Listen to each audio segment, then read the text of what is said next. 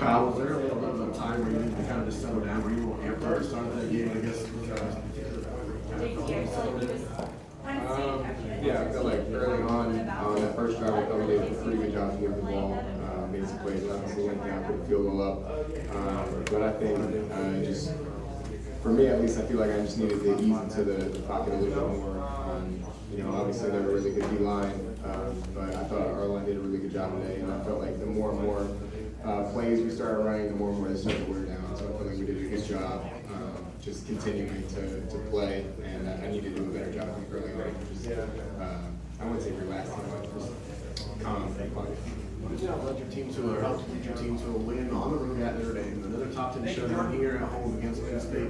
I guess how have you seen your own confidence grow? I guess where do you see yourself being now compared to where you were on that road trip you lived in? Yeah, I think the biggest thing, like you said, was the confidence factor of it, just the comfort level too. I feel like the offense, we've definitely grown. I feel like we did a good job of moving the ball today. I felt like a few times in the red zone, we stalled, obviously, didn't put up a touchdown, but for the most part, especially in the second half there, I feel like we were really moving the ball how we wanted to. And so I think it's just continuing to figure out how to take those next steps, how to continue to put points on the board, because obviously the defense played lights out today, so I think we can really just mix our offense and with the way the defense is playing, so it's scary. Over second row left, Lori Schmidt, Columbus Dispatch, and then Nathan Baird. Kyle, I'm sure you're a guy who's aware of what's going on in the college football landscape. What do you think a win like this does for you guys? Yeah, I think the top 10 win, I think it's week 7 or 8 in the college football season now, we have 2 top 10 wins. So I think in terms of resume, I don't know if we could have a better resume right now, but that doesn't mean anything if we don't continue to win, don't continue to stack these games.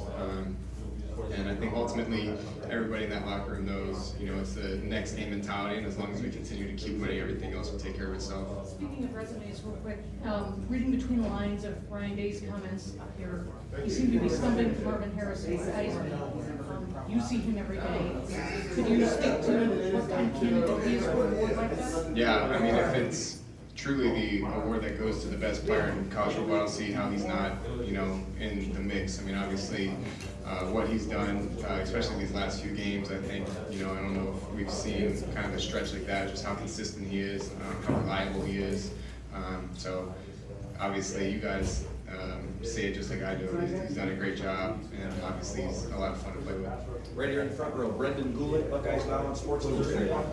Kyle, I know when you're playing a game like this, you're focused on the game that's in front of you, right? You're not thinking about Notre Dame. But you just referenced you got 2 top 10 wins now in the first 7 weeks of the season.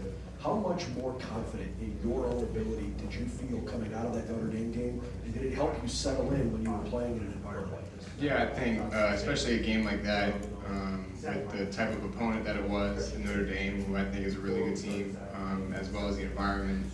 I don't think you can really draw up, especially early on in the year, a tougher game for a team to go into, and getting that win was huge. And I know for myself, and I think for the rest of the team, that was a huge confidence boost, being able to go in there and get a win. And so we obviously got back from that game, tried to correct what was wrong, but at the same time, we knew that if we can continue to use that momentum, it's going to be a good year. A quick follow-up.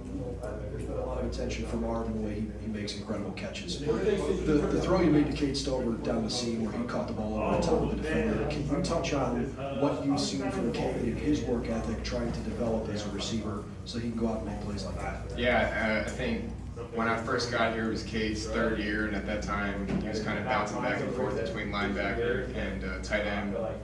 And then just seeing the work that he's put in over the past few years, especially with Coach Bailey, I think the work speaks for itself. I think he's always been a very physical presence. I feel like he's never lacked anything in the run game.